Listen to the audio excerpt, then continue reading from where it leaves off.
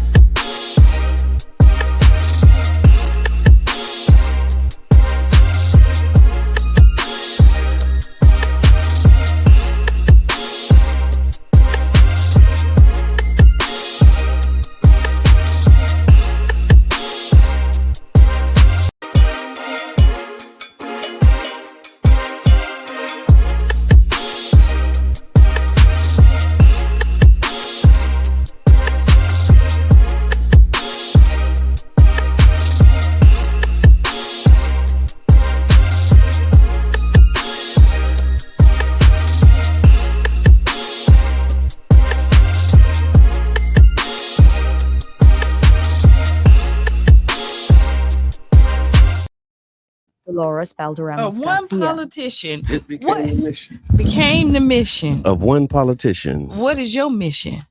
Yeah, To start the Tampa Bay Breakfast Club this morning. right on time, but a little bit late, but still on time.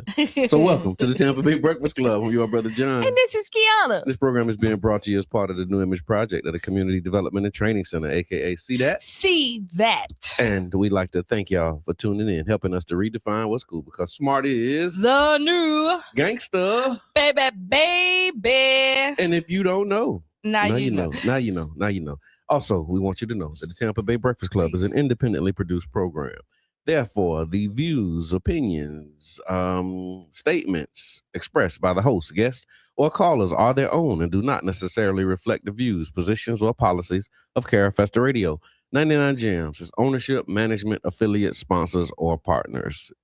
Motivational Monday. You heard that. So, all right, listen, Yeah. I was motivated this morning, right? Okay. I even grabbed my glasses and then couldn't find my keys. And then I left my glasses. That's how it happens. I mean, that's kind of how it goes. Some Monday mornings. It's a Monday morning. It don't matter. Monday morning, the morning after Mother's Day. How was Mother's Day? Mother's Day was amazing. So let me tell you, I got up really early and I went and made some money. So I went It's and a good way Ubered. to start So listen, Mother's Day. I did. I was like, you know what? I'm going to get up. I went and Ubered early in the morning. Okay. And then something happened. I got to go get my AC checked out in my car. Because Okay. it like started to go out a little bit. Ooh. Like after 4 hours, it was kind of like not as cold. Okay. It was hot though. But still, it should have been cold. It still should have been cold. Yeah. Right. So then I switched over and did Instacart. Okay. So like I have like all these extras. Hey, man. So then I did some shopping for some people. Okay. And I stayed in the store. Was it Mother's Day? The Mother's Day vibe. Some stuff was. So my last card section. Yeah. My last 3 deliveries was flowers and all that other stuff, which was fine. Okay. Okay. But like my first couple of them, I was like in the store just shopping and bagging them for them. Okay. So I never even had to leave the store. Now I didn't realize how hard it is to really shop. Oh yeah, yeah. Because I don't like shopping. I know. Yeah, So I don't like shopping. Like because typically people are not like this super creative. Like when they cook, like they do a different meal every day. Like you try every once in a while, you get spontaneous. Sure. But usually you go to you got your rhythm. You got your rhythm. You know your regular smugglers. You go to what the is it today? Is it this today or is it that today? But it's going to be something that you're familiar with. Yeah. But shopping for other people. Okay. My Lord. Okay. So this haven't done this before? No, this is the first time I done been approved and Instacart been something. But see, if I did it, I think I would be one of them. Just go grab it and drop it off. No, you think it is, but not go try and find it. You gotta find it. That's what you gotta do. So and it tell you the aisle. So like I tell you where everything is. It kind of tell you, but you really have to pay attention because like it'd be like grade A chicken breast, skinless, cut up. Then you grab the chicken breast, you scan it, wrong item. Oh, like, tell you. Yeah, you say what they sent you had. Right, and then you kind of got. That's pretty cool though. It is, and so once I got it, so after the first and two, after the second time, I got the groove of it, and I'm like, okay, I can do this, and I made some decent money. So happy Mother's Day. That's what's after up. that, that's what's because up. at 3:00 we had to all the men in our family put together a Mother's Day dinner for us. All right. They decorated. They gave us awards. Okay. They had them all framed for us. That feels very honor thy motherish. And then it really was. Yeah, and then so listen, the matriarchs of our family, my auntie Glenda is 93. Oh wow! And my auntie Lois is 92. Oh, and when they called my auntie Lois, she got up and started dancing with the music.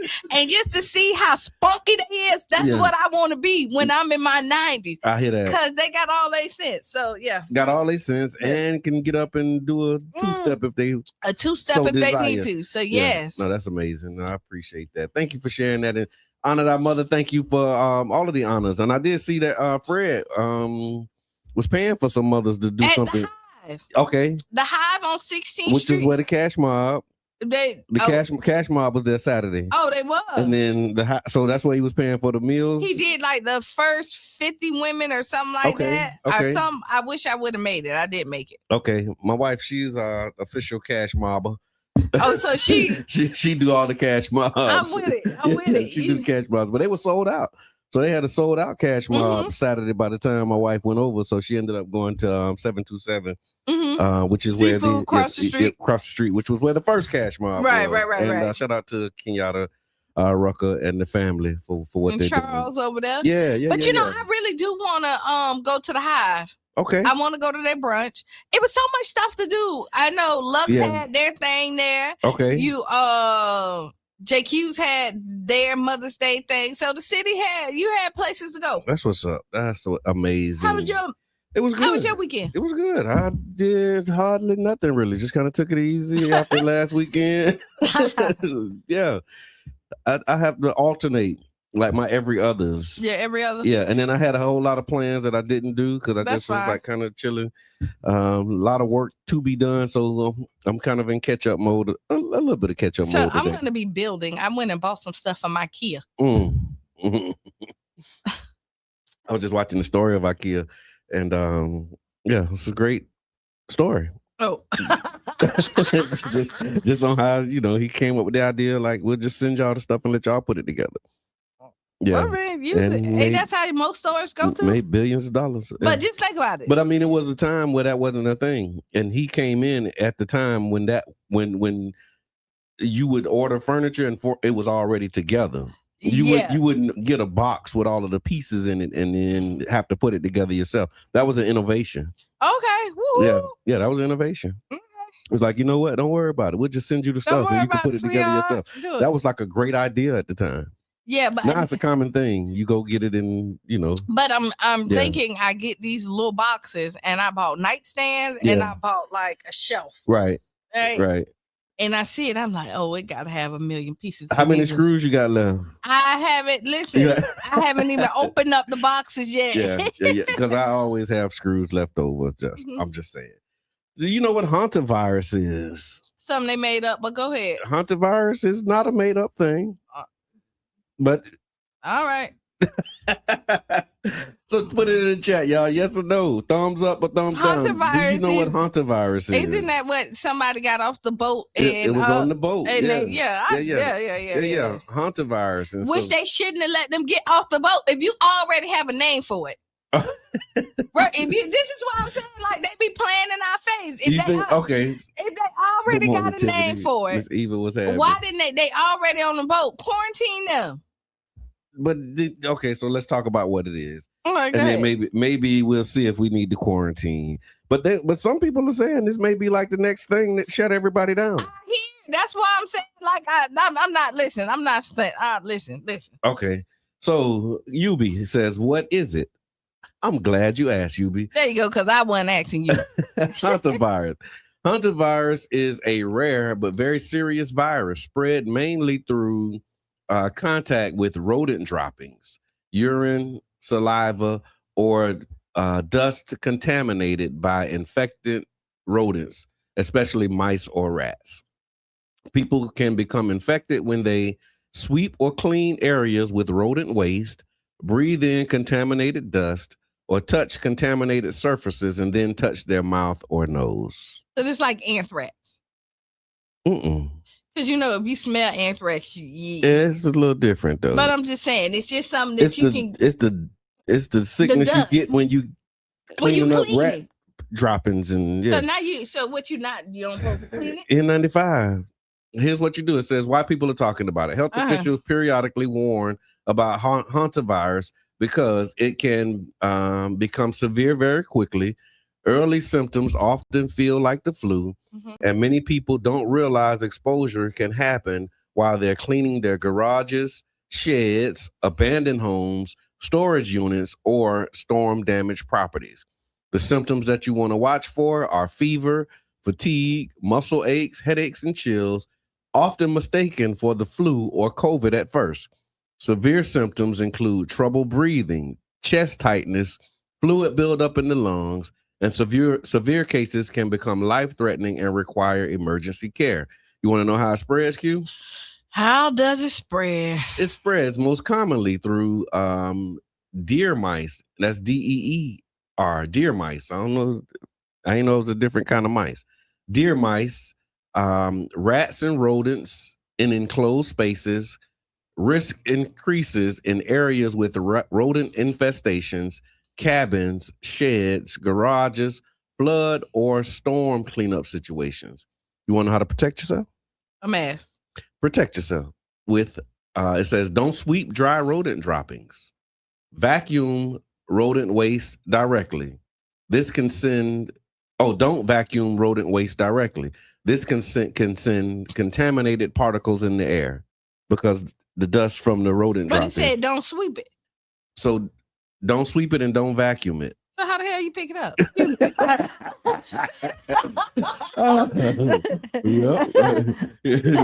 The new rabies, you said. So if you can't sweep it, and you can't vacuum it, you mop it. You pick it up. That's a really great question, and it does not say. So here's what it says you do. It don't say how to pick it up. It just says ventilate the area. Open doors and windows for at least 30 minutes before cleaning. So air everything out before you clean. Spray first. Use bleach solution or EPA disinfectant. Wet the area before touching anything. Okay. Wear protection. So gloves and masks is another. So you're disarming. So before you clean, you got to disarm. You got to You got to spray it with first. Let it open it up. kill it, and then sweep it on This my. sounds like a whole hazmat type It situation. did, and you know what is crazy is because hurricane season is is upon us in a little bit, right? So now we have this thing that Hantavirus. Be careful out there, y'all. Come from rat droppings and you and so it says seal entry points, prevent rodents from getting inside, fix holes, cracks, store food securely, remove clutter.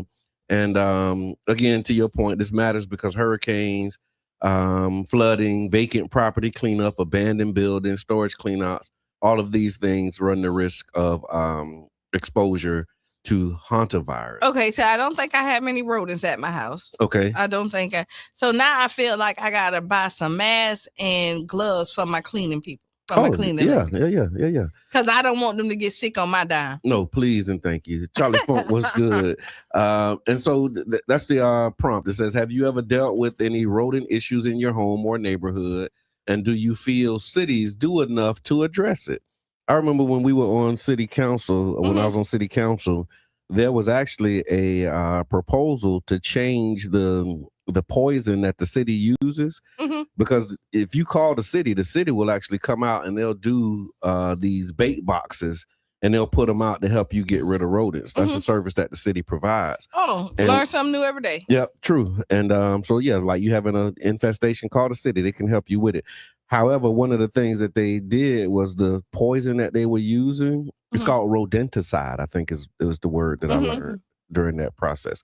The rodenticide was dangerous and they changed it. So it was like a different kind of rodenticide, because if like cats and other animals get a hold to this rodenticide, it would make them really sick and possibly even kill them. And so the city during that time changed the that's nice. Changed the stuff that they use to kill rats.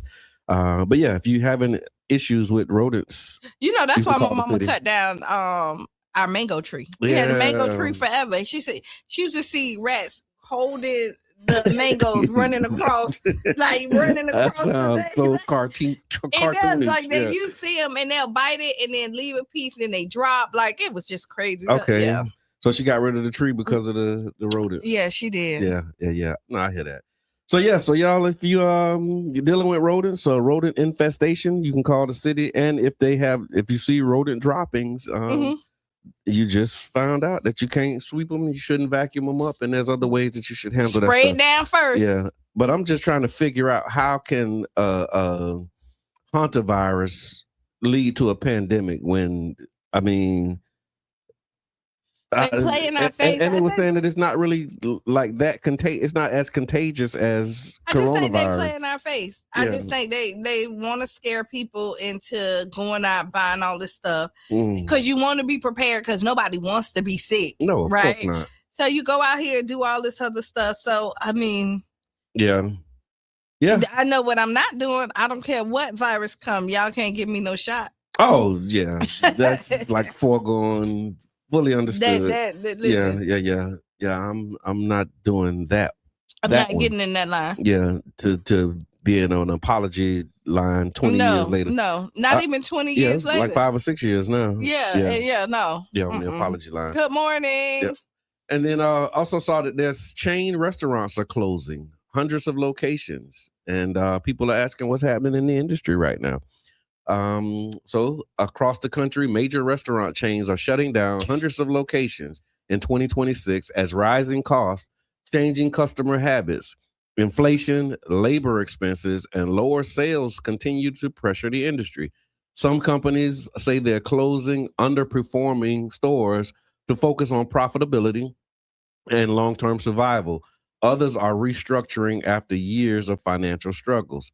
Some of the chains that are reportedly closing locations in 2026, fast food and quick service. You want to hear what they are? Wendy's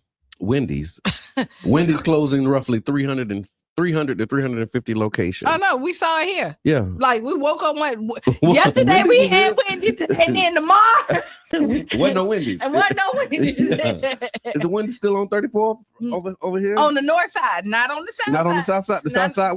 And they just rebuilt that. They redid and redesigned. The south side, the one on 4th Street gone, the one on Roosevelt been gone. Okay. Yeah, when you woke up one day, it was like, ain't no Wendy's. Let's put it in the chat, y'all. When the last time you been to Wendy's before they close? Pizza Hut.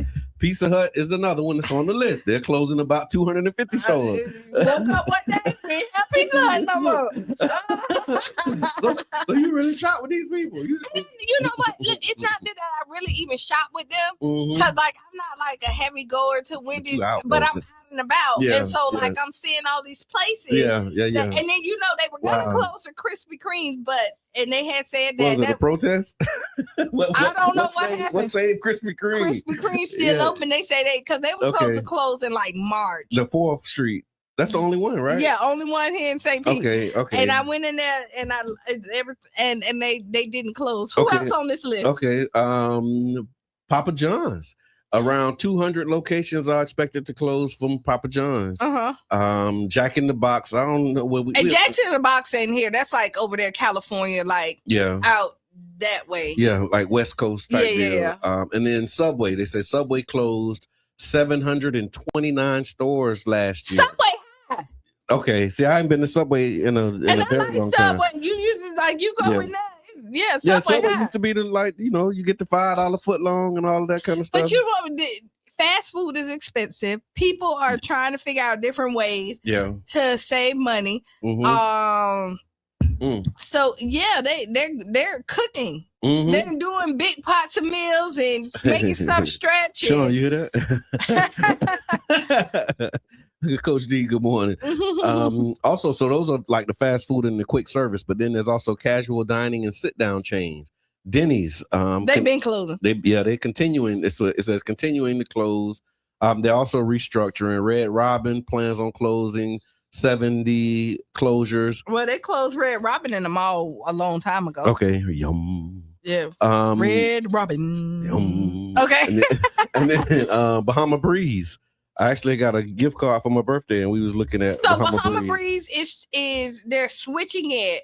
So the Bahama, from my understanding, they're closing, but they're changing it to like one of their other brands. Yes, and so they're getting away from the Jamaican style, the Caribbean style of it, and making it and they're making it something. Why do I know all of this? Yeah, I mean, you're talking about DoorDash, picking up food and driving and being out.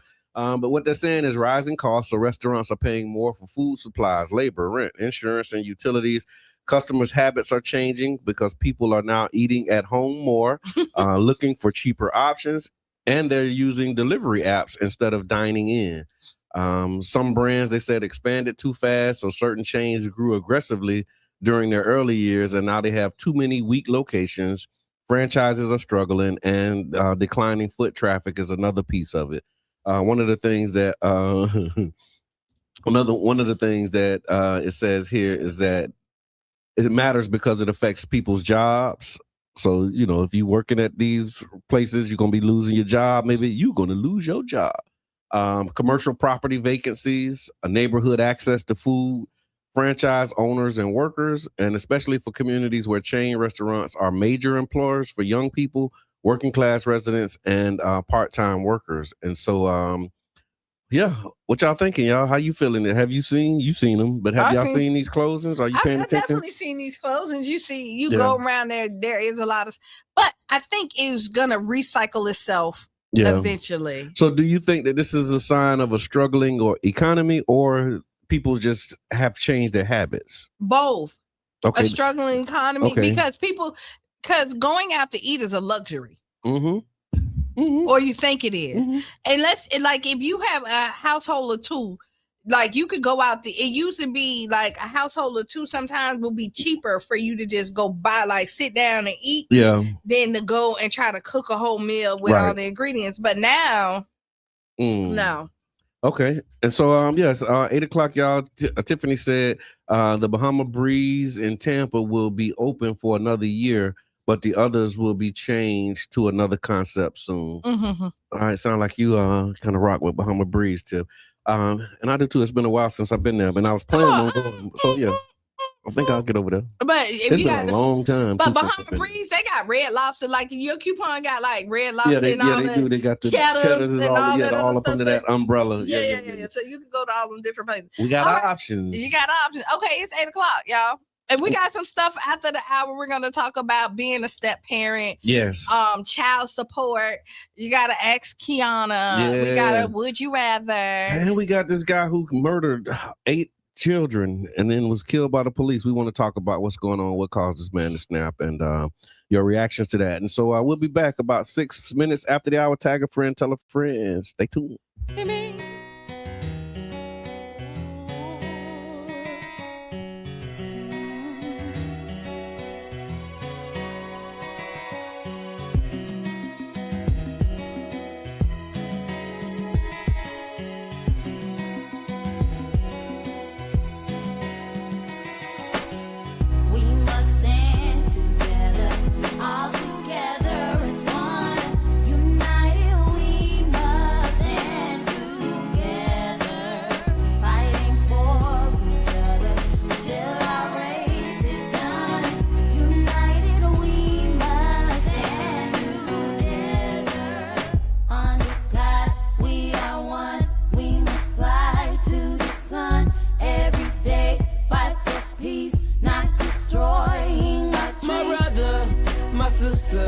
I got love for you, no lie.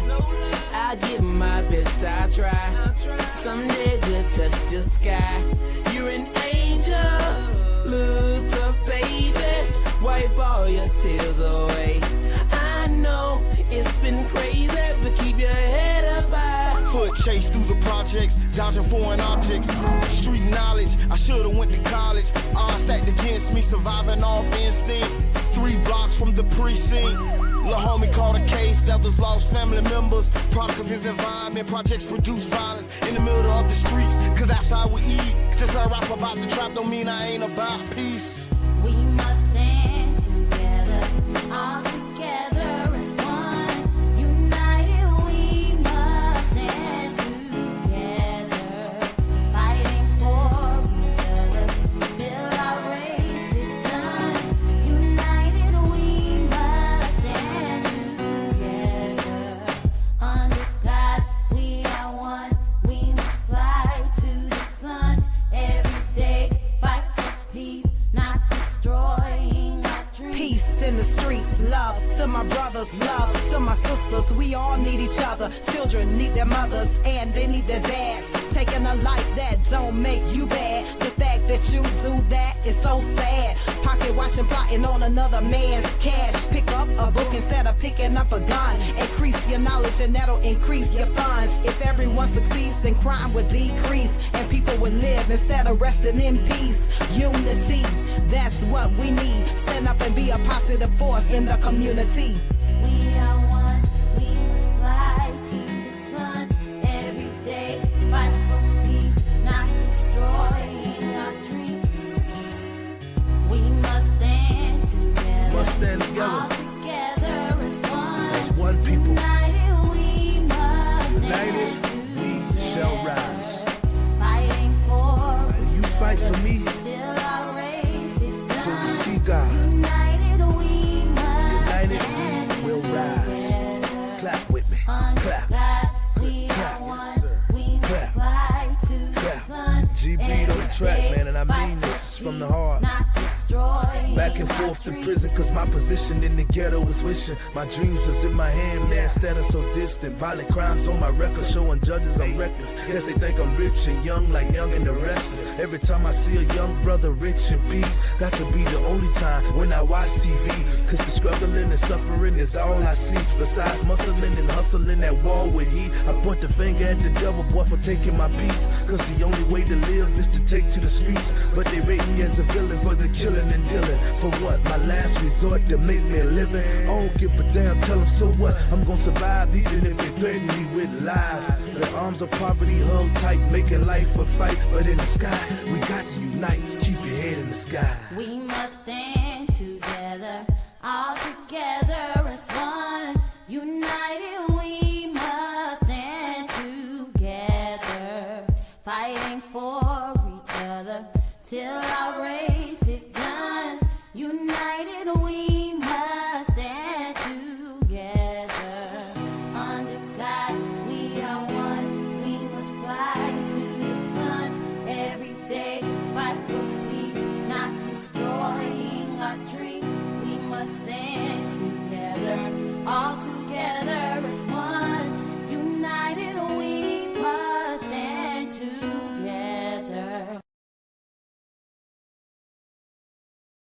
unquote.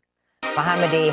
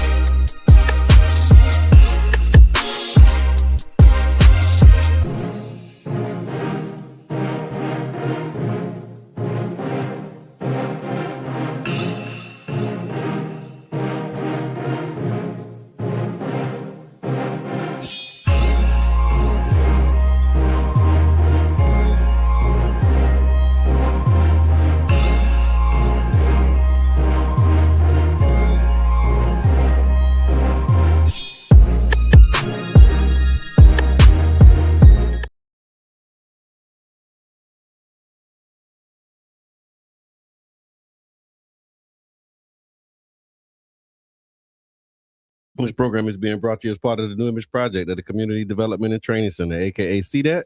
See that? And we like to thank y'all for tuning in, helping us to redefine what's cool, because smart is The new gangsta. baby. And if you don't know, now you know. Now you know. Now you know. We also want you to know that the Tampa Bay Breakfast Club is an independently produced program. The views, opinions, statements expressed by hosts, guests, or callers are their own and do not necessarily reflect the positions, policies, or views of Carafesta Radio, 99 Jams, its ownership, management, affiliate sponsors, or partners. So yeah, man.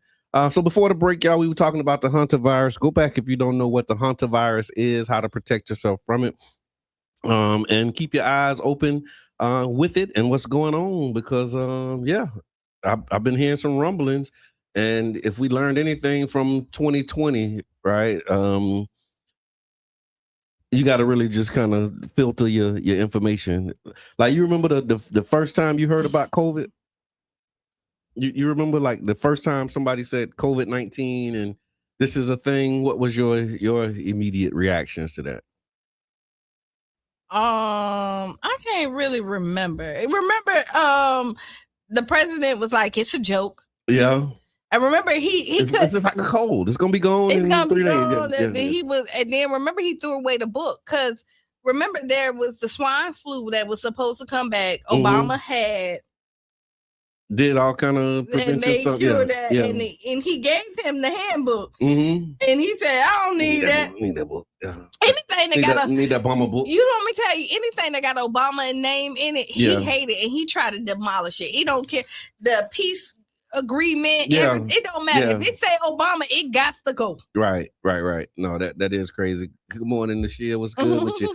And so I remember. And it was actually on my timeline, around, I want to say March or April, because we started canceling events. I remember, like, they were announcing that, like, this virus was moving around. And I remember we had, I want to say either a New Deal for St. Pete meeting or something that we were planning on doing. And we got on the call and we was like, should we cancel it because of this thing that's happening?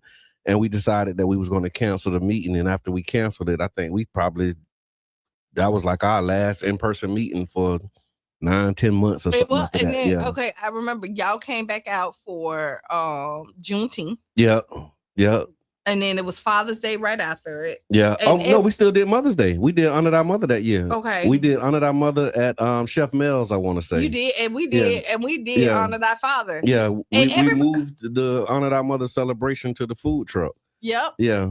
And we did the food truck at JTD. Yeah. That was the first year. Yeah. That was the first year. And then we did Juneteenth. I remember that. The Juneteenth was the event Honor Thy Mother. Yeah. Then it was the Juneteenth event. Then it was the Father's Day event. Yes. Yeah.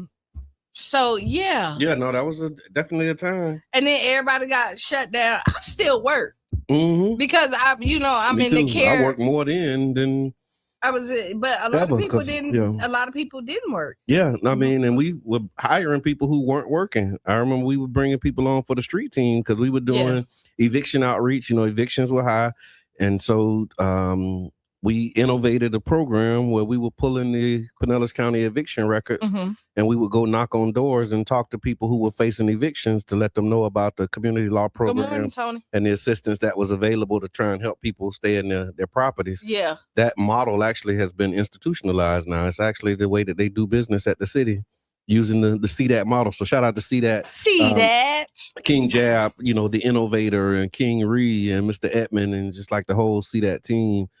We did mask up. Like before people were saying wear masks, we was like putting out masks and all of those things. So man, I'm hoping we don't have to go through anything like that again. And so don't sweep up the rat droppings. Spray them first, disarm it. Yeah. Whatever you need to do. Disarm the rat poop. Yeah, we talk. If you're just tuning in, we're talking about the Hunter virus. Good morning. I see you, the competitive readers. T, what's happening, my brother? And so yeah, the Hunter virus is the new thing that is a topic of conversation. They said it killed Gene Hackman and his wife or something too. By the way, that was like a year ago. Yeah, when they found them in their house. Yep, they was trying to figure out why. They said it was Hunter virus. Oh well, they stayed in a farm or somewhere like deep off. Like I want to say. But anyway, yeah, because I don't trust some people. Yeah, so be mindful. All right, so sad story, but it's bringing up conversations around mental health, domestic violence. Of course, we still in Domestic Violence Awareness Month, and so I'm just going to read it as it says here. So one of the deadliest mass shootings, they're calling it a mass shooting, mass shootings in America in recent years happened in Shreveport, Louisiana, when a 31-year-old Shamar Elkins killed 8 children, 7 of them his own, during a domestic violence rampage across 2 homes. The children ranged in age from 3 to 11 years old. 2 women, including his wife and ex-wife, were also shot and seriously injured. One 12-year-old girl reportedly escaped by jumping from a roof. Police say the violence stemmed from an ongoing domestic dispute tied to separation and relationship conflict. After the shootings, Elkins fled, carjacked another vehicle, and later died after a confrontation with the police. They're saying that the biggest part of the story is that this wasn't random violence. This was domestic violence.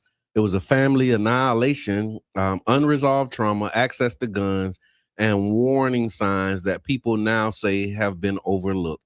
Experts say many mass shootings actually begin as domestic situations inside of a home. And so if y'all haven't seen it, or if you have, let us know. What are your thoughts on this situation? Definitely tragic. Mental health is so real. Yeah. But it's hard to get people help who don't want to get help. Okay. And this is when it's good, like Keisha Gucci Man wife. Okay, yeah. Keisha do whatever her name. Dior? Dior, is it Dior? I don't know. Keisha. Yeah, if you said it, I probably you're right. So right, somewhere like that, right? Kayor, Dior, one. I don't want to be disrespectful. Yeah. So Gucci Man wife. Right on. She had him committed. Okay. She went in, she was like, they went in, he was mad, he was fight, but she knew that she had sometimes you have to do the things that you don't want to do to help the people to get the help that they need. But what happens is in our system is usually when stuff like this happen, the first thing we do is want to incarcerate them. Yeah. And what the incarceration does is make bigger beasts because they end up being angry. Usually don't get the help that they need. They now in a place where they're fighting and they're adding more trauma to it. And so there has to be this middle ground where we get them and be able to give them the tools so that they can handle themselves so that they're not spiraling out of control. Right. Right. And I mean, it's just interesting, right?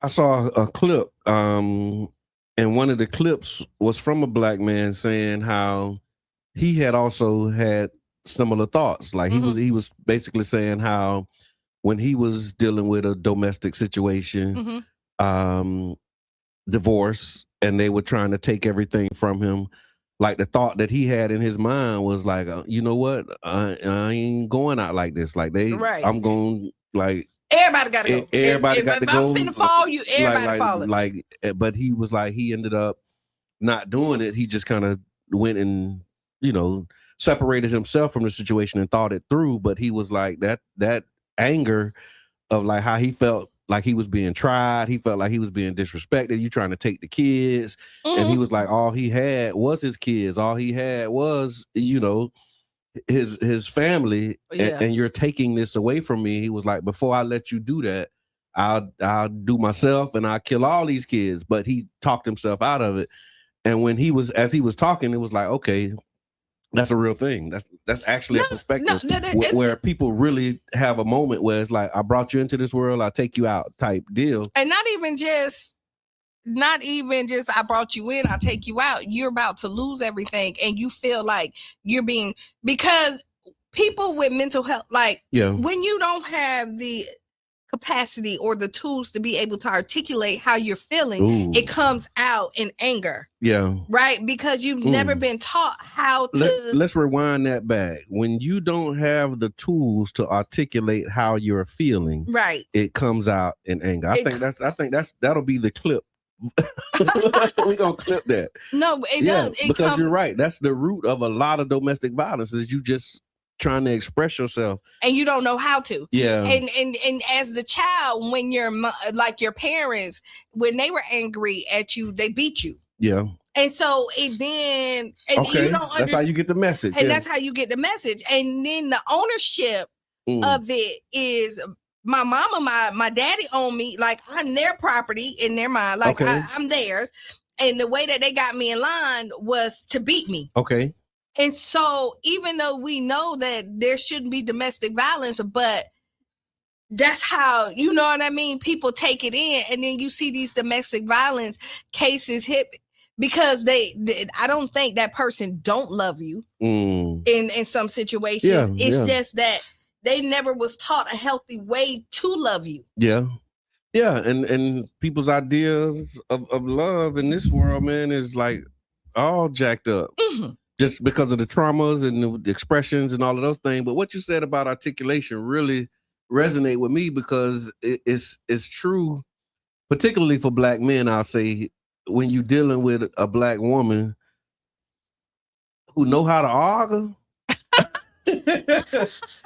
That's a word, y'all, where we from, argue. You do. You might have to Google it, and then probably ain't gonna find it exactly right. But a woman who know how to argue, put up a good argument, and you don't know how to argue, it's really frustrating. It is. And even if you know how to argue and she know how to rebuttal, it's another thing. So I would tell you is that when you realize, because if you lay next to somebody, you can kind of see them spiraling. Okay. You can see the tell. You can see when people are unhinged and on their way on a slippery slope. Yeah. And that's what it was saying here. It was saying like with this particular situation, there were warning signs that people are talking about. The suspect was dealing with separation issues. They said emotional distress. He had prior weapons-related legal problems, and his instability had been escalating before the tragedy.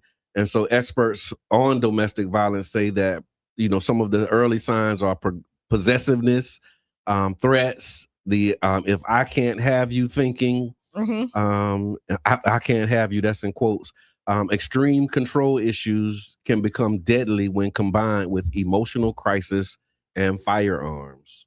Like, and so what I would tell people is to be careful, right? Ooh. But be mindful of the things that you say and you do, because you're thinking that you're doing something to help people or to help the other person, but no, you're actually bringing more harm. I think the first thing we do is go strictly to law enforcement, and we know that, to be honest, law enforcement is not the best for this situation. Think of somebody who's already feel like they are against the world, and then now you have an angry person that you want to cage up. You cage up a wild beast, and what happened? They go crazy. They lose it. Yeah, they really they lose. don't just say, "Oh, you know what? I'm tripping. Let me just go." No, they don't. Down. They do not, because now they feel like my freedom is taken away. And just think, they're already caged in their mind. Yeah. You know what I mean? And they're trying to figure a way out right now anyway, and they don't have the tools to get out. Like, they feel like they're in a maze. Yeah. And I'm not a psychiatrist or a therapist, so let me say this. So this does not constitute mental health advice. But it does, like when you do. Qiana told me I ought to. No, Qiana's telling you is to use the tools that you have and to try to help, especially Black men. Yeah. Because they are labeled as angry, abusive, and all this other stuff. And a lot of times, and they could be all of that, but misheard and misunderstood. Here's something in the chat. You mentioned how the things that people do and say thinking that it's helpful. One of the things that I remember in you writing the share, she says, like the saying, "Stop that crying, suck it up." Yeah. All those things hurt our men and some of us women. And Boys Don't Cry has messed us up as a society. It has. And I heard the most powerful thing. Okay. And this came from Brother David. Okay. Muhammad. Yeah. And Repair the Black family. Yes. And he said, you tell Black men or men itself that you're not supposed to cry. What's the first thing you do when you come out your mama womb? Cry. So something naturally that's supposed to happen, we tell you not to do it.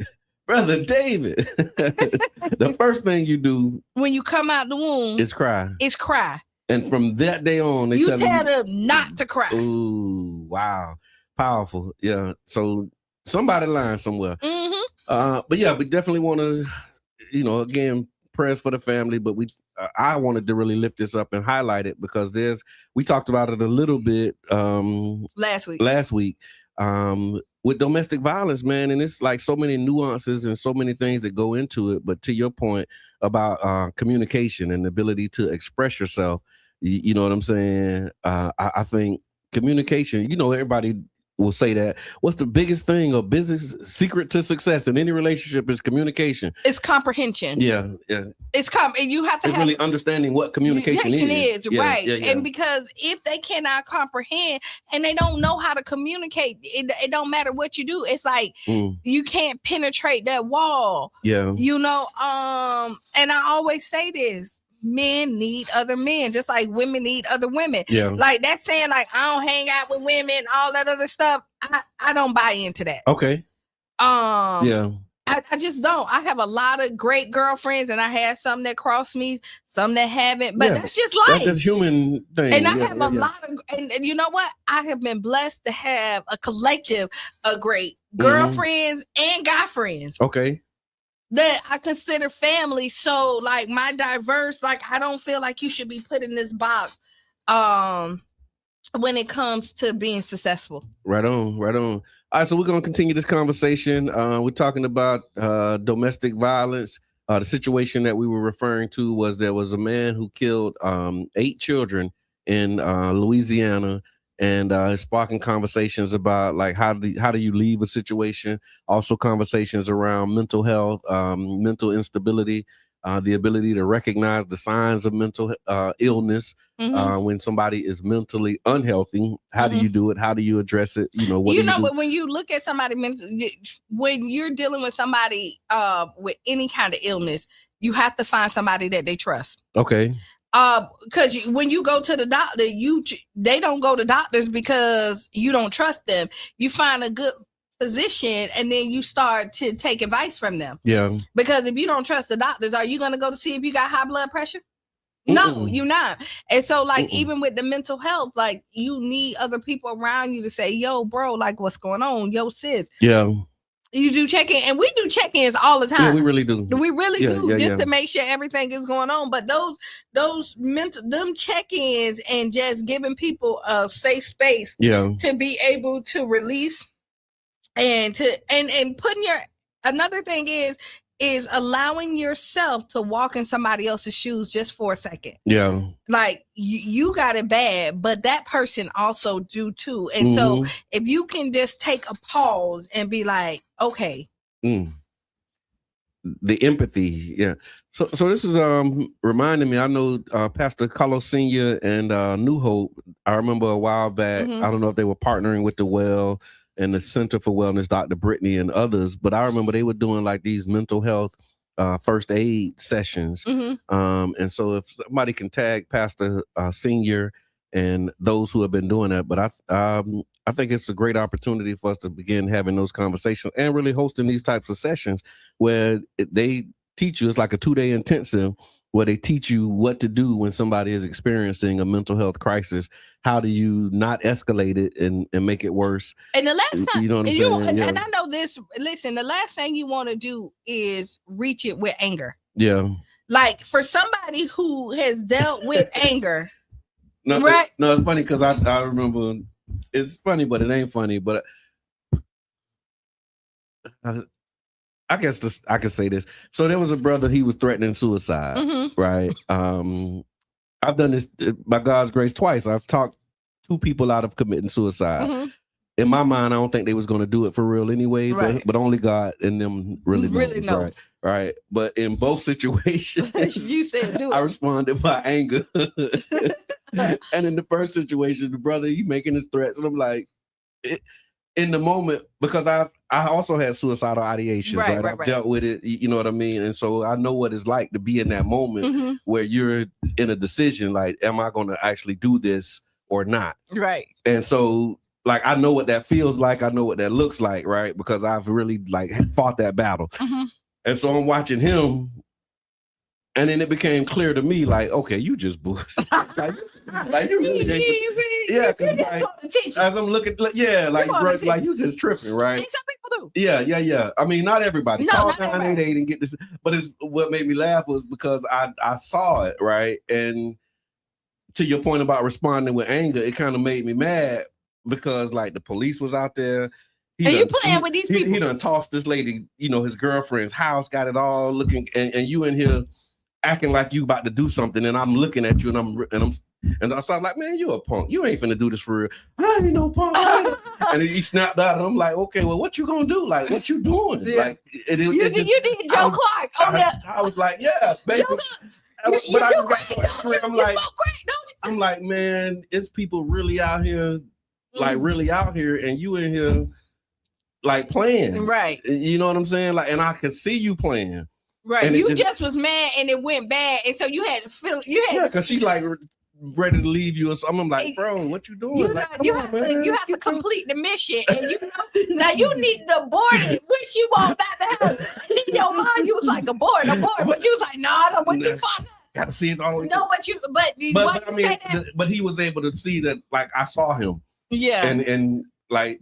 The relief that came over him when he saw that I saw him. Miss Teresa put Keisha Kior. Right. She found it. Thank you so much. but it was interesting because after I said it, the tension that he had, it was like he saw that I saw him. Yeah. And when he recognized I saw him, he was trying to push back and wiggle, but he threw the little weapon down and was like coming out of there like that frustrated child, you know what I mean? Yeah, like kind of power. Yeah, but then after I thought about it later, and I talked to the other brother, he was like, "Boy, you crazy!" Yeah, like if he really was gonna do it, he.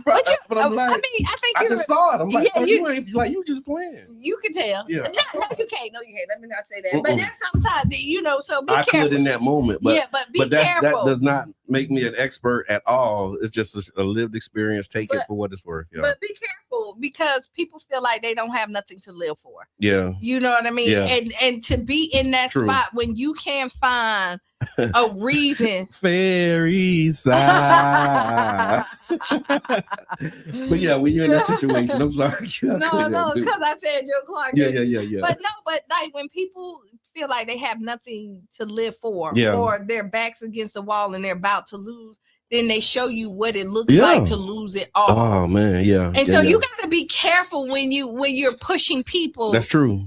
There, and you don't and I pray, and I always say people got to find grace and look at situations and give people the situation, give people the opportunity to get the help that they need, other than because imprisonment know it does not help us whatsoever. And some people go in and come out and can make it, but a lot of people go in and can't. Yeah, a lot of the I would say the root of a lot of the injustice in our society is this idea that punishment is justice. And it's not. Punishment is not justice. Because what happens is you start to over punish.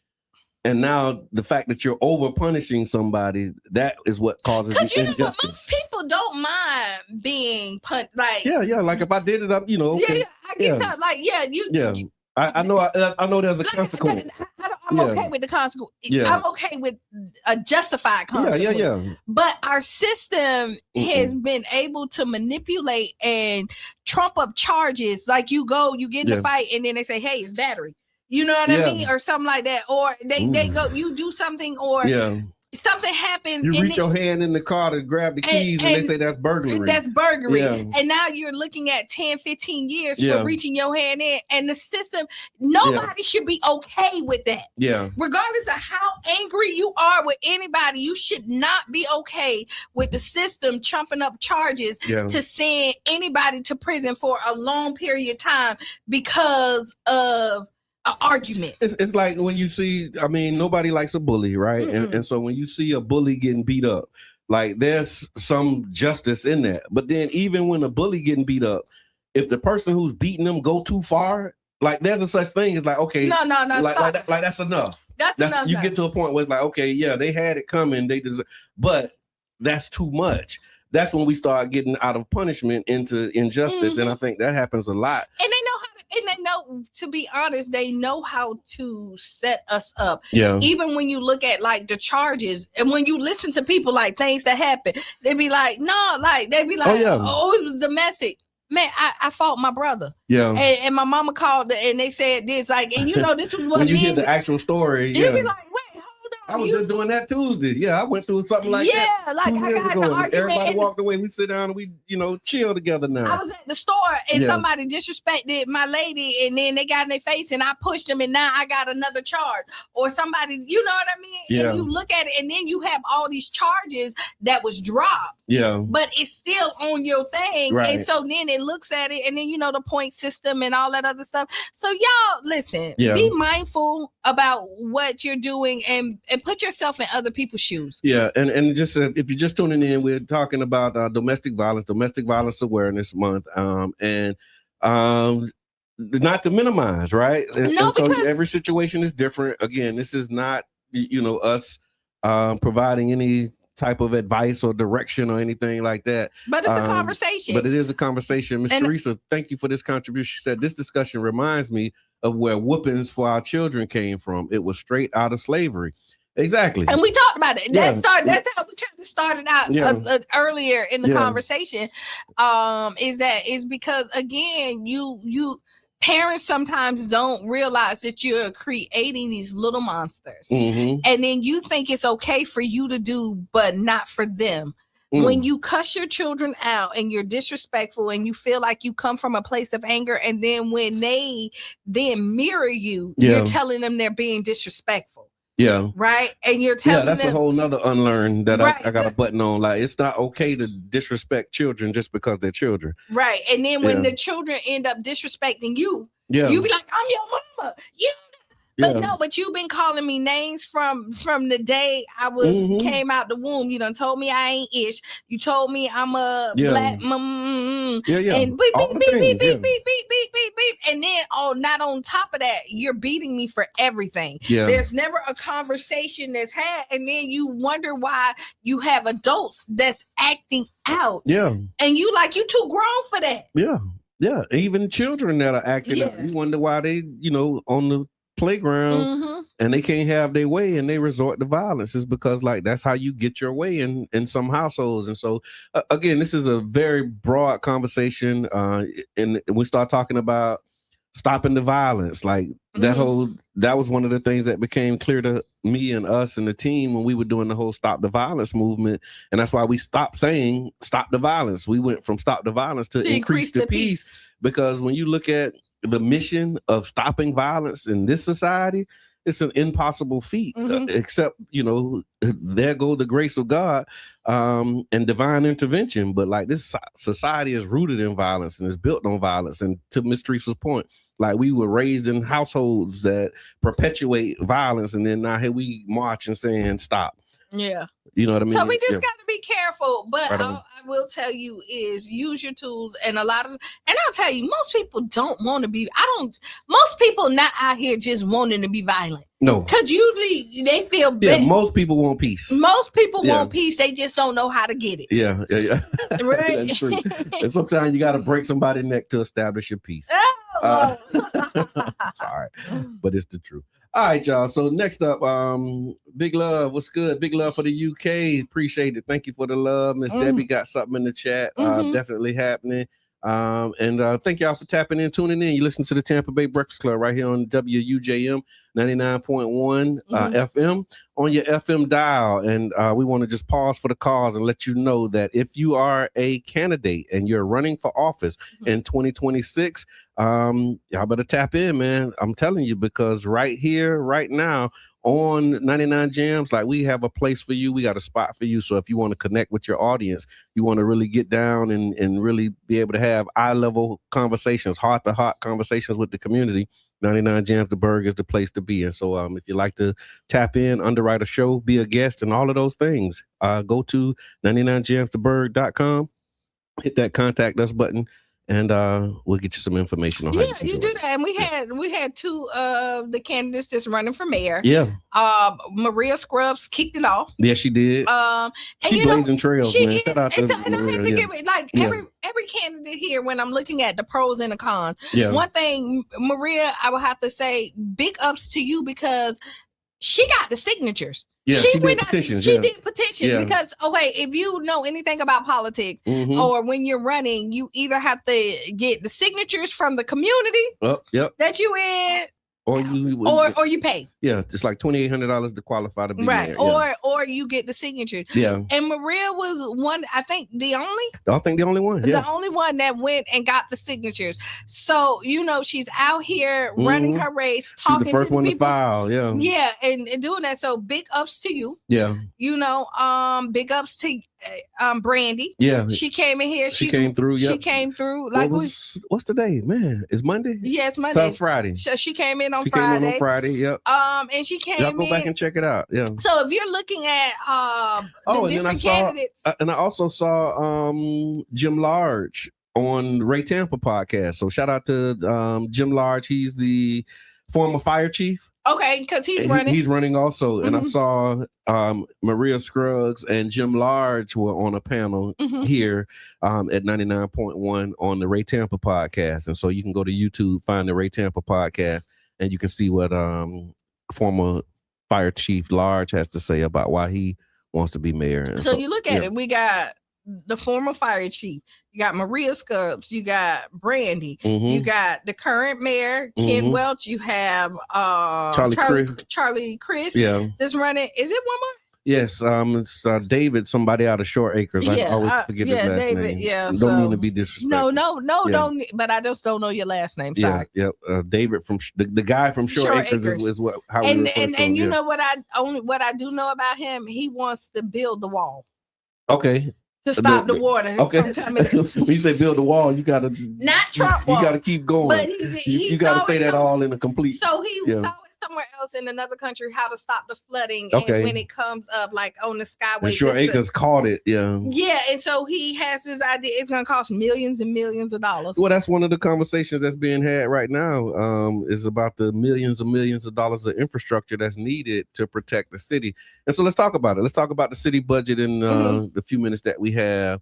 But before we do that, I want to remind those, as we're talking about the mayor's race, that there is a August 18th primary, and that seemed like a long way away, but August will be here before you know it. And it's not only the mayor's race, because even though we talking about it, we got all city council, all even numbers. Yeah, even numbers are 2, 4, 6, and 8. Yes, that are up. Yeah.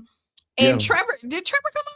Trevor has not. Okay, but Trevor is running for District 6. Right. That's like maybe like 4 or 5 people in that race also. Right. And I don't know all them people. Yeah. And I'm not even gonna lie. So if y'all want to come in, y'all know where to find us. Right on. And he's taking over. Trevor is running for Gina Driscoll seat. Yeah, District 6. Right. District 6. And that's kind of a funky little district.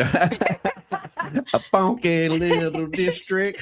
I mean, it really just looks like the city. You have downtown, you got some of the richest and some of the poorest people in there. That's why I say it's a funky little district. Yeah. But it really looked like St. Pete. It does look like St. Pete. And then we have the governor race that's coming. That's right. So there's a lot of stuff. This election is gonna be You're right. fully packed with a lot of stuff. So much so that they cheating. To try and win. Right, because they done already changed the districts, and so we need to come out in numbers. Yeah. Go ahead. We hope more people wake up quickly. Human life going for what? Pull us together. We've got to stand on business when needed. Appreciate that. Thank you so much. And Miss Debbie, Miss Teresa trying to get at you. So they got some connections that are happening in the chat. All right, and so as we were talking about the times is tough and affordability, let's talk about the St. Pete city budget real quick. Okay, that's where we were going. That's where we were going with the budget. And this time go by so fast because we wanted to talk about Reggie Bush and his $3 million. Well, let's do it because the budget conversation is just kind of a big one. And we might not early in the week. Yeah, we can. Reggie Bush. What had happened? He out here stepping out. He done got somebody pregnant. Okay. Right, a lady pregnant. It looks like. And he paid her $3 million. Okay. $3 million from what we read. Paid her $3 million to do what? To get rid of the baby. I guess. And the lady was married. Okay. It's married. Wait a minute. Right. Is married, and then she had the baby, and now she wants child support. So let me do a recap again, just for my, been with my wife 50 years, because that's what the narrative is. Y'all been together 50 years, so that's it. So you don't understand. So I want to make sure that I'm hearing you right when you say this. So Reggie Bush, and he's like is he still playing? I know he's a former. He was like a former NFL player. Yeah, long time ago. Trophy winner. Yeah, did all kind of stuff. And they took the Heisman away from him. Okay, so he's been having some issues, right? A long time ago, because remember they had the cheating scandal, like they were doing something. Okay, was it him? Yeah. Okay, so no stranger to headlines being in the news. So you saying allegedly, I'm gonna just put that there. Okay. He had an affair with a married woman, paid her $3 million to not have a baby that she eventually had. Yeah. And then where you go after that? And now you want child support. Oh. I mean, so listen, what's the question? Who's wrong? The scale in me is saying, listen, once you agree on something, okay, you need to keep up with the agreement. So you got the $3 million. You got the $3 million. But what's the price of a life? Well, then you shouldn't have took the $3 million. But $3 million, because they say he's worth 25. Okay. And when you say worth 25, don't mean that you have access to 25. No, that ain't it. You know what I mean? But just think, if he worked 25 and he gave you 3. What's his recourse? Like, is he able to, like, say no because we had an agreement? So whatever responsible. Like, I don't know about that one. Like, you. So here we go. This is an example. Come on, y'all. Stop sleeping with people you don't want to Pretty much. procreate with. Pretty much. So that's the number one thing, right? Okay. Y'all stop sleeping with people that you don't want to have children with. Her greedy little self needed to sit down somewhere. She do, and I do think that. But athletes, but you see this all the time. People feel like y'all are meal tickets. You have a baby. The courts are gonna make sure that you take care of the baby. Yeah. Even if we just saw Anthony, what's his name? Anthony Edwards. Yeah. And now his baby mama is going back in the court saying he got a raise, so we need to get a raise. And he paid her $1 million up front. Like paid her for the whole. But then now she said he gotta see. That's the whole thing with that. Like, that's just. I'm glad I did figure it out a little early, because these things to navigate, because you got like human nature, like that part of me, right? It's like, okay, you didn't want the baby, but now you got the baby. And the way I've seen it work out is like these babies turn out to be blessings. When you, especially the ones like you didn't want and like all of that kind of stuff, man, you never know what that child may grow up to be. You know what I'm saying? Like that child may answer a bunch of prayers for a bunch of people in a way that nobody could have ever predicted. And so that's kind of another reason why I am the way I am on abortion. So let alone the fact that now you had a plan that failed and now the baby's still here. Like what you gonna do? But man? But it's still a gamble because you don't know, because that baby might like you want to. So let's call a spade a spade. Like we want to be in, in this bliss world where why everything. You gotta do me like that? Because I am. That baby got a trick for a daddy and what's his name? Hustle and Flow. Yeah. But when they ask you, can they be president of the United States? You gonna look them in their face and tell them, yes, you can. And you know it's a lot. No. But for real, it is. You never know. Right, you just never know, but you do what you feel like is best at that point in time. But I will tell you this: I don't think you should force children on anybody, but also men. If you really don't want to have children, you need. So my problem is, okay, you say you don't want to have kids, right? Like, but you do everything to have a child. You don't use protection. Okay. Yeah. Right. And then you want the woman to be responsible to take birth control, take the morning after pill, do all this other stuff. And then when the baby comes, you're mad at the woman. I told you I didn't want to have kids, but everything in your actions, everything you're doing, saying that you want to have kids, because if you don't want to have kids, you don't go without protection. But okay.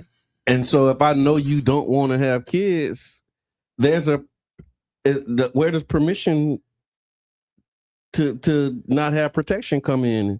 It goes on both sides. That's what I mean. So it's like, okay, you saying man, protect yourself. No, I'm just saying. But then on the other side of that, it's like, okay, you already told me, but I'm going to submit to you not protecting yourself. Like that responsibility is. It goes both ways. But when for somebody who carries a child. I'm sorry, I'm struggling with this so much. But for somebody who carries a child and actually have to go through the procedure to abort the child, it's different from the person. I hear that. I totally hear that. Yeah. Emotionally, that mess up. It can. Yeah. Not all mess with the woman, because again. Yeah, but let me tell you the other side of that. Go ahead. I have a friend of mine who does not have children, same age. I think we talked. And you said this, and he had an opportunity to have children when we were younger, right? But she got an abortion. He didn't know about it, right?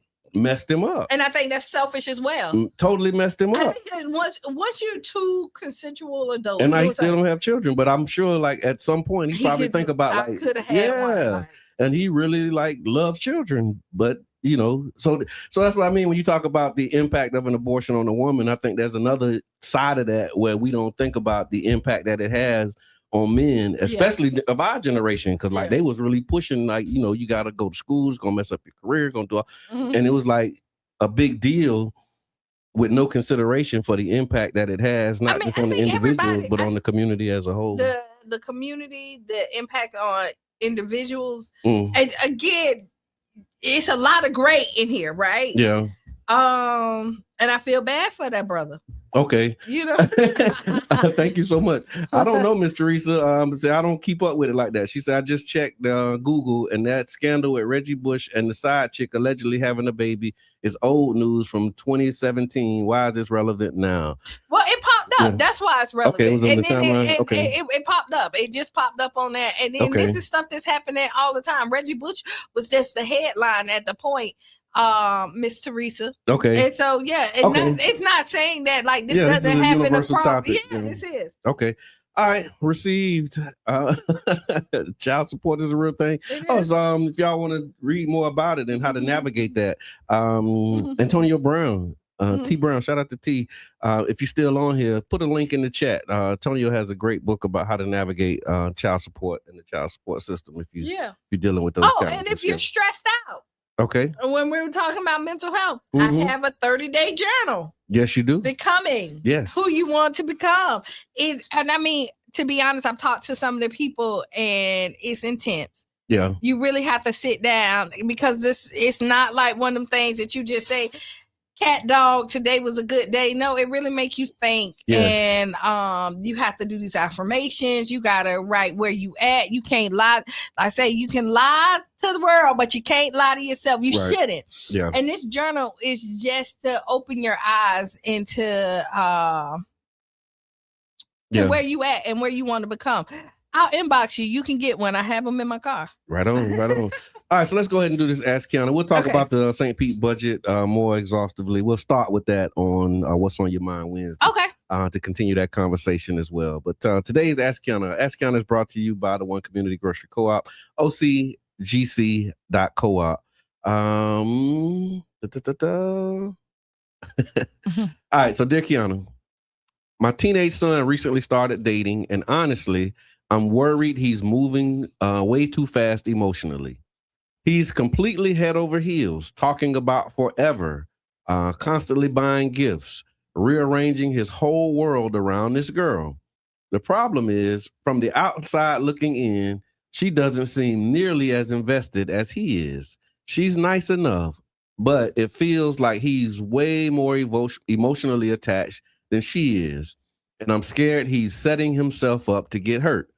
I know first heartbreak is part of growing up, but it's hard watching your child pour so much into someone who may not feel the same way.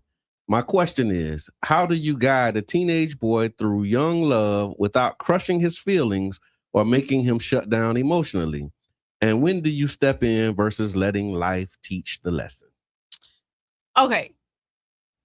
Why doesn't he have boundaries? Why there's not stuff that's already set up? So like, hey son, you can date. And yes, you can buy a gift. But at this point, listen, your gift is you put a budget on it. Okay. You know, and no, you're not rearranging your whole schedule for them because again, you're a teenager. When do parents become parents? Like when do parents stop parenting? Okay. Like that like confused the mess out of me. When the parents, you know, I done tore up my room because my mama told me I couldn't go to a party. Yeah. And I thanked her later. I was sad that the next morning when I had collected all these Tevin Campbell posters and putting them on my wall, and I did a whole temper tantrum. And she just let me cry and be in my room and do whatever. I still ain't go. But and you know what? And the next morning I woke up, I survived. Yeah. Right. Yeah. Life went on and everything. Still, right. Yeah. And so, you want to give them a safe space to speak, but just because they speak don't mean that the outcome is going to change. People want to be heard most of the time. And there's too many liberties and you got to set the barriers up for them. Okay. And if you don't give it to them, life will. That's true. No, it's absolutely the truth. No, you not. What you mean you ain't going to football practice? Yes, you is. That's a commitment that you made. So how do you guide a teenage boy through young love without crushing his feelings or making him shut down emotionally? Is boundaries? It's boundaries. Okay. You set them up. and see, this is a conversation. And now you sit down and say, "Hey, listen, son, Yeah. this is getting out of control." Okay. And you know what? I love that little girl, right? Yeah. She's a nice girl. Okay. But I love you more. Okay. And my job as your parents is to set you up so that you're successful in there. And then you don't want to give anybody too much in the beginning, anyways, because you don't know if she appreciate it. Okay. Right? And y'all ain't got to the point. And where is money coming from? Like you want them to, you want to teach them how to be chivalrous. You want to teach them how to treat a woman right, but there's steps to it. Yeah. And just think, if as a teenager, if you're doing that right now, when he got money, he's gonna be buying his girlfriend. Okay. I like Yubi's take on this. He said, just be there when the heartbreak happens and advise from the sidelines of the relationship. Yeah. All that come along too. Yeah. Yeah. Because I mean, there's some things, there's some lessons you just got to learn. You can't stop the heartbreak. You just got to go through it. Yeah. But the changing the schedules and the rearranging and all that. Yeah, all that extra stuff. Yeah. Yeah, no. You parent. Okay. Parent. Boy, you tripping. Yes. No. You know how many times I that's what I'm saying. you on the It's phone. moving way too fast. Yeah. Talking about forever, constantly buying But gifts, that's what you- rearranging but his you- whole world around this girl. Yeah, you can kind of interrupt some of those But patterns. the Yeah. forever era, you know how many books I had forever?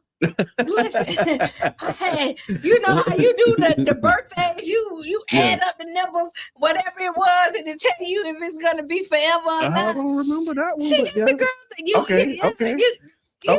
you got a little book. I done pulled the flowers and it you know, love me Love me not. not. Yeah. I went to a genie. It Listen, you know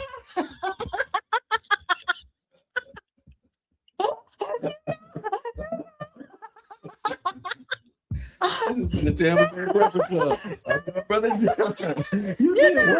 know, like the little genie, and you know how like you go to the carnival and the genie and you press the button and then it print you out and it says something. So it's like you're gonna be with this person forever. Your love will be a part of your life forever, something like that, right? And then you know it didn't lie. You want me to tell you why? Because I had a baby from him, right? Okay, well, so the genie was right. The genie was right. But we weren't together. We're not together. Oh my God. Well, young man, young parent, he'll get over it. Yeah. He will get over it. But be there. Yeah. And coach him through it. But yeah, you definitely do gotta put some boundaries. But then also just know that some things you can't prevent. That's one of the lessons I learned. As much as you try, the guidance that you give, the direction that you give, because it was the same way with me. My dad told me a lot of things that I wish I would have listened to later on, but I just had to figure it out or find out the hard way. And you want me to tell you what I've learned too, through life, telling them and describe, like giving them a map is different. Yeah. Say, no, son, don't do this. Say, hey, son, listen, you do this, you do this. Yeah. Once you do this, this is going to happen. And usually when somebody gets through that first road bump that you done told them, it slows them down. Wait, hold on. My mama might know what I'm talking about. My daddy might. But just telling them and not explaining. No, I hear that. That is effective. That does work. And it is a great tactic for some things, right? I mean, like you said, we don't subscribe to all, because there are things where no matter how much, again, just to manage your expectations, parents, especially with teenagers, right? They don't like you. I mean, they don't like you. You just don't understand them. You remember when you was a teenager, your parents didn't understand you. Like that was kind of the thing. Y'all, or they did, or you just didn't think. But in your mind, they don't understand me. Will Smith made a lot of money with a song called Parents Just Don't Understand, because people felt that way for real. And they say they know and that's everything. Still the way that it is. And so that roadmap scenario is great. I think it really plays out more when your children are older. Because then they have more lived experience. But like when they're young, like, you know, you want to test your, you know, okay, you think you know, but no, I know better. And but that's why and on the opposite, no, when you're older, you done already went through the bumps and hurdles, so now you're listening. And when you're younger, I flip it. You say, hey, listen, if you jump in that pool, you might not. You ain't gonna breathe if you don't know how to swim. And when you jump in there and you're drowning, you're thinking about, oh, I can't breathe, and somebody coming to get you thinking. You think about that on the sideline. And you ain't jumping back in there again. So true, true that. So listen, y'all, this has been a great ride. Thank you, Q, for all the things that you do. It's going to be an amazing week. There's a lot of stuff happening. So y'all make sure that you follow the Tampa Bay Breakfast Club page. And that's all I got. And if you're looking for a great night out, grown and sexy Sunday, the listening room. Oh, that's this weekend? It's this weekend, Sunday. Nice. It's gonna be amazing. Live band, Qiana Finnegan, and Cole Michelle. Michelle. She's the host. Oh, yeah. Looking forward to that. So she's the host. And so y'all come out. Right on. Get your tickets. Sister Hughes up next. Sister Hughes, make you lose your shoes. And shout all around the house. This has been the Tampa Bay Breakfast Club. I'm your brother John. This is Qiana. And we out. Bing, bing.